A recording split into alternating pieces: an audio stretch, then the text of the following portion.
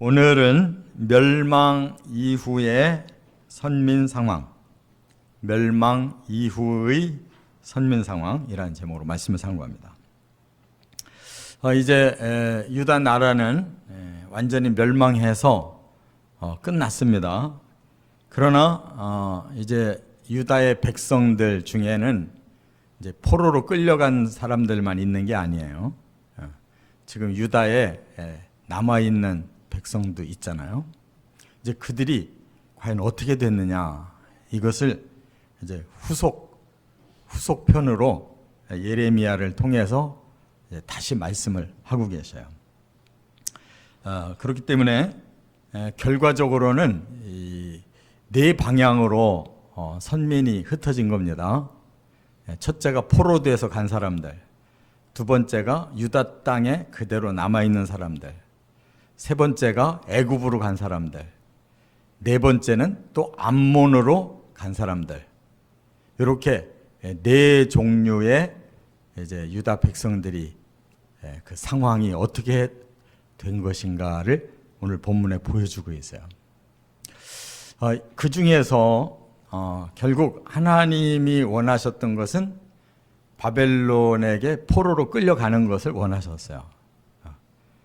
지금은 이제 징계를 받아야 되기 때문에 어디에 살든지 다 고난이 오고, 그래도 살아남아서 정화가 돼서 돌아올 수 있는 방향은 바벨론 쪽으로 포로돼서 간 사람들이에요. 나머지는 사실상 다 지리멸렬해서 하나님께 버림받습니다. 그렇기 때문에 결국 이제 하나님의 뜻을 순종해야 된다는 것을 결과적으로 알게 되는 거예요. 그 내용을 오늘 본문에 말씀을 합니다. 자, 첫째, 이제 예레미야 40장과 41장을 보면 그다리아 총독의 암살과 혼란에 대해서 말씀을 하고 있어요. 일단 유다 땅에 남은 사람들, 그들을 위해서 바벨론 왕이 총독 한 사람을 세워요. 그 이스라엘, 그 유다 백성들 중에 지도자를 한 사람 세우는데 그달랴라고 하는 사람이 총독이 됩니다. 근데 이 그달랴가 어떤 사람이냐? 굉장히 훌륭한 사람이에요. 그 예레미야서는 그달랴라고 하지만 또 열왕기 하에 보면 그달리야라고 이렇게 조금 발음이 달라요. 근데 같은 사람입니다. 그 사람의 할아버지는 이제 제사장인데 사반이라고 하는 제사장이에요. 요시야 왕, 유다의 16대 왕 때 마지막 개혁이 일어나잖아요. 그때 그 요시야 왕과 함께 그 개혁의 선봉에 섰던 사반 제사장이고, 그 아버지는 누구냐? 아히감이라고 그러는데, 이 아히감은 여호야김 왕이 예레미야를 박해할 때 바로 그 아히감, 그 아버지가 예레미야를 구출해 준 사람이에요. 그러니까 다 할아버지, 아버지 다 훌륭한 하나님의 편의 사람이란 말이에요. 그런데 용케도 바벨론 왕 느부갓네살이 총독으로 세운 사람이 바로 그 손자, 아들, 여기 그달랴였다는 거예요. 그러니까 희망이 있잖아요. 그래도 하나님 은혜가 있고, 또 느부갓네살도 올바른 사람을 잘 뽑아서 세운 거예요.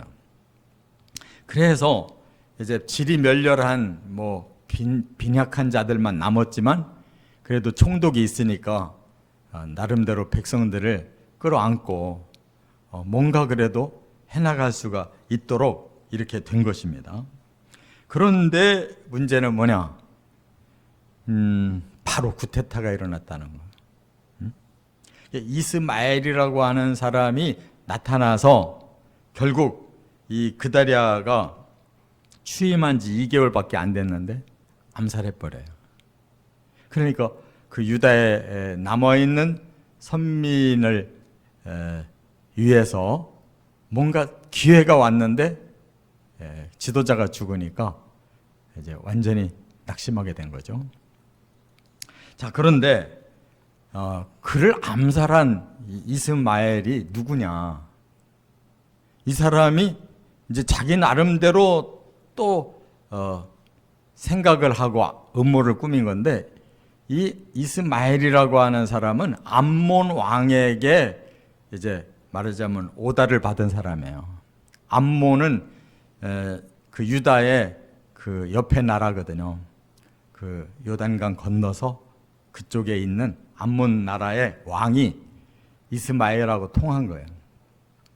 그러지 말고 이제 네가 가서 그 유다 나라가 다시 세워지지 못하도록 그달리 암살하고 전 백성을 이끌고 나한테 와서 우리와 함께 살자, 그런 거예요. 그러면 그 음모의 내막은 뭐냐? 이 암몬은 우리가 계속 여러 번 말씀 상고했지만 선민 나라를 방해하고 골탕 먹이는데 그냥 앞장선 나라란 말이에요. 롯의 자손이면 그래도 먼 형제 국가인데 어째 아브라함의 그 믿음이 롯에게까지는 이어왔는데 그 자손에게는 완전히 끊어질 뿐만 아니라 유다에게는 원수짓을 하는 거예요. 그래서 이스마엘이 이제 그것 때문에 그달랴를 암살하고 백성들이 자기를 호응해주면 이제 암몬하고 합하려고 한 거란 말이에요. 그런데 결과적으로 그렇게 됐느냐? 안 됐어요. 그래서 이제 그 이스마엘은 겨우 8사람 끝까지 자기를 호응해준 8사람만 데리고 도피하듯이 암몬 땅으로 들어가 버렸어요. 그러니까 유다 땅에 남아있는 사람도 이제 더 지리멸렬해진 거고, 이스마엘이 암몬과 통합해 보려고 했던 것도 지리멸렬해진 거예요. 그래서 이제 이 혼란에서 그러면 새로운 방향이 열린 게 뭐냐? 두 번째, 42장에 보면 남은 자들의 애굽행이 남았단 말이에요. 애굽행이라는 말은 남아있는 사람들이 어쩔 줄을 몰라 하는 거예요. 지도자도 없고 암몬으로 갈 수도 없고 막 방황하다가 그래도 남아있는 지도자들이 화합해서 방향을 잡은 것이 그럼 우리 애굽으로 가자, 그거예요. 왜 애굽으로 가려고 했을까를 생각해 봐야 되는데, 여전히 이미 죽은 그 시드기야 왕의 정책이 그동안 11년 동안 계속 뭐였어요? 애굽과 손잡아야 된다는 거예요.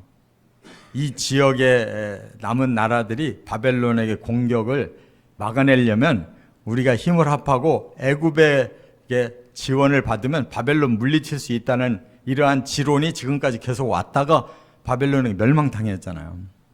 근데 제가 앞에서 요전에 설명하기를 애굽이 먼저 망했다고 그랬는데 그거는 제가 잠깐 착각을 한 거고, 더 깊이 들어가 보면 이제 유다가 먼저 망하고 애굽이 도우려고 하다가 이제 바벨론이 다시 공격하려고 그러니까 얼른 도망가 버렸단 말이에요. 그 바람에 아직 애굽은 살아있는 상태예요.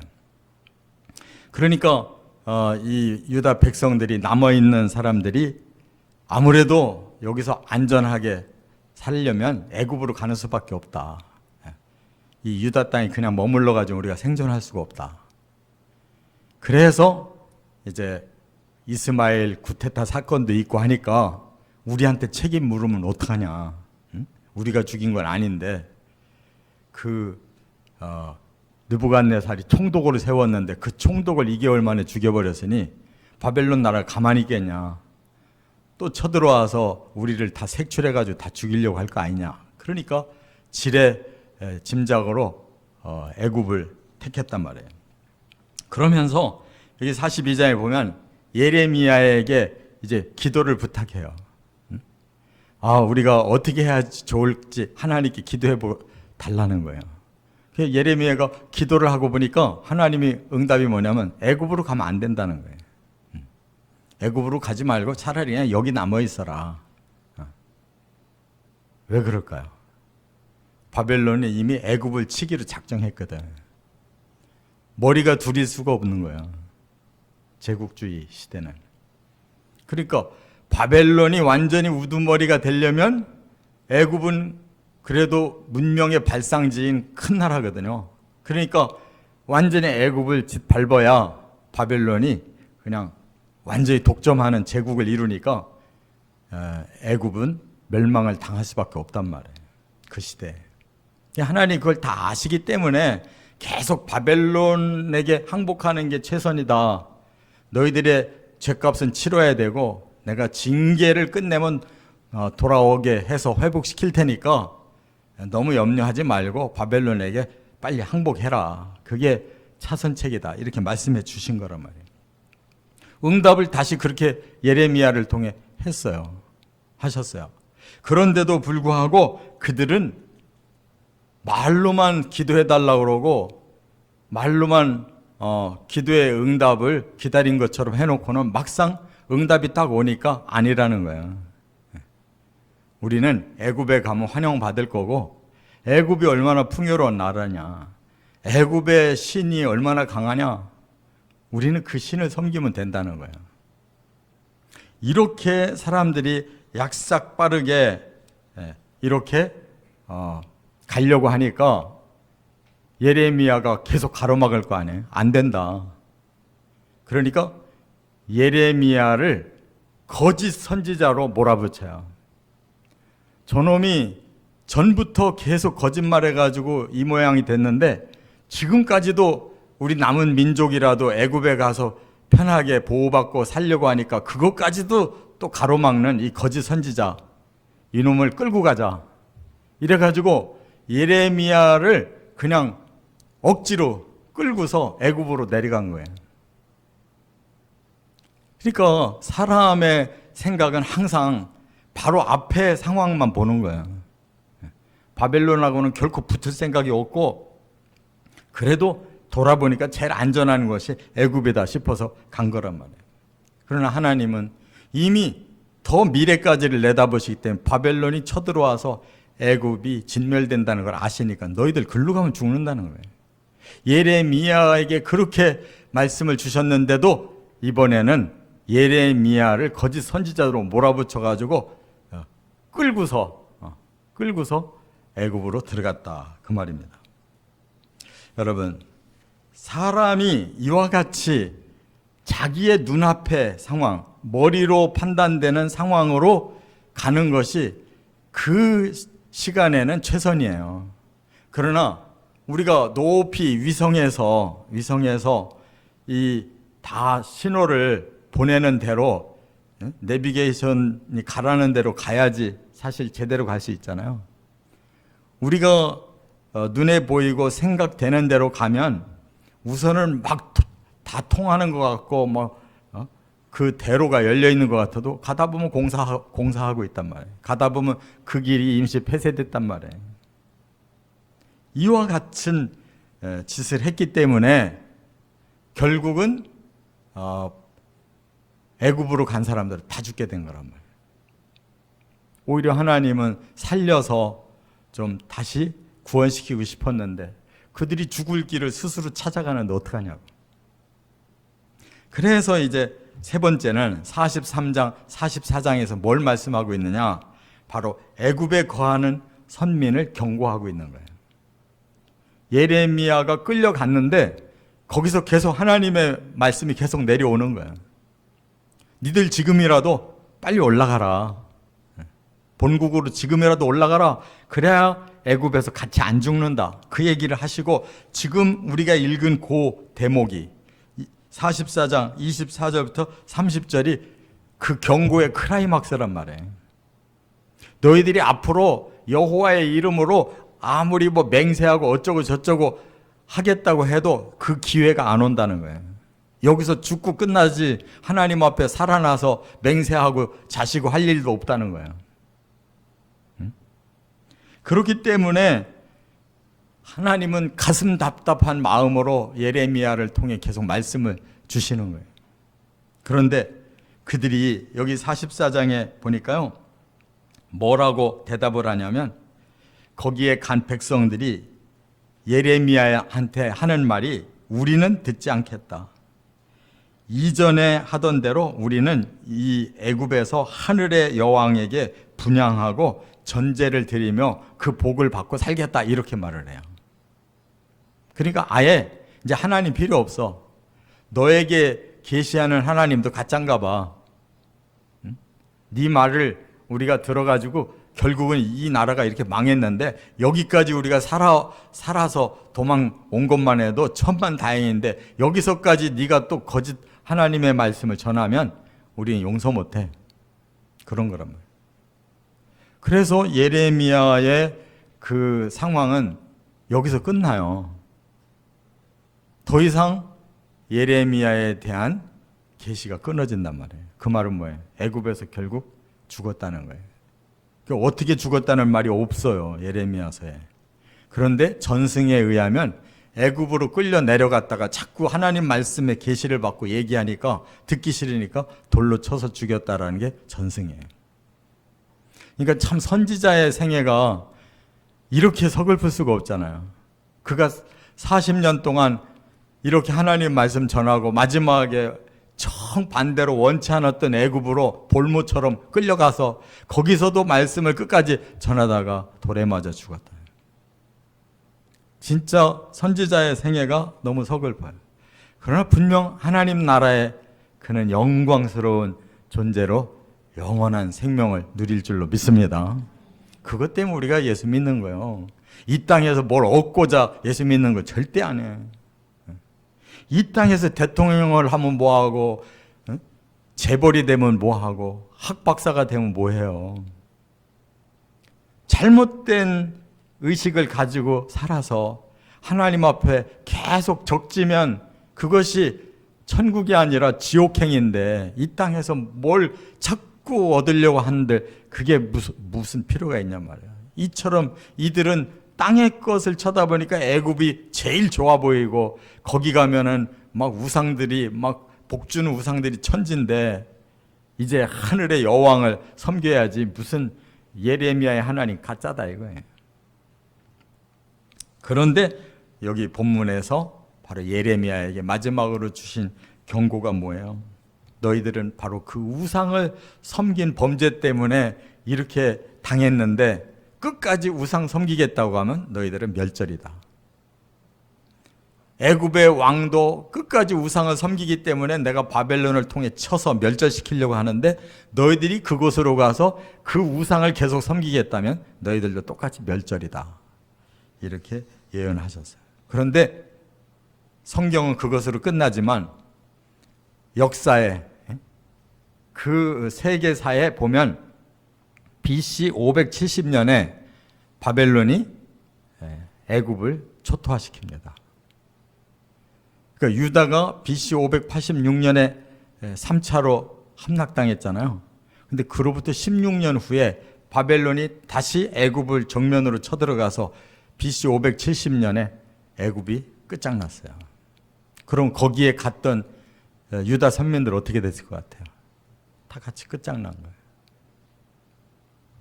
그렇기 때문에 성경 말씀과 역사를 비교해보면 안단 말이에요. 하나님 말씀이 맞았는지 그들의 생각이 맞았는지 안단 말이에요.